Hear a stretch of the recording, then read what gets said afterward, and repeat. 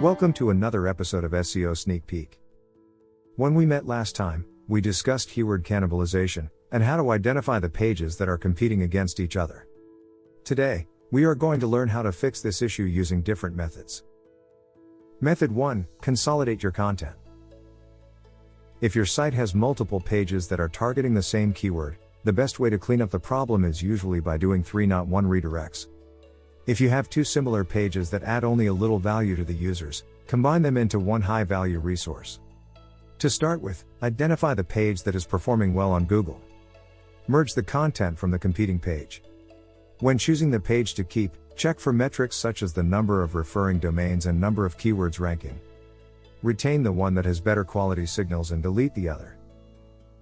Now, set 3 not 1 redirect to the consolidated page you just created. Method 2. Update internal links. A flawed internal linking strategy could be the prime suspect for keyword cannibalization. Search engines are confused when you link to multiple pages using the same anchor text. You can easily fix this issue by going through all the internal links pointing to the cannibalized pages. All you need to do is update the target URL to the page you want to rank higher. Method 3. Canonicalize the page. Another method to fix cannibalization issue is by adding canonical tag. Adding canonical URL to weaker pages tells Google to ignore them from ranking. This way, all the quality signals are passed to the canonicalized version. Method 4. Fix on-page issues and create new intent-focused content. Let's take these 2 blog posts of Stan Ventures. While the former ranks for keywords like White Hat SEO Services, White Hat SEO Tactics, and White Hat SEO Techniques, the latter ranks for keywords White Hat Link Building and White Hat SEO Link.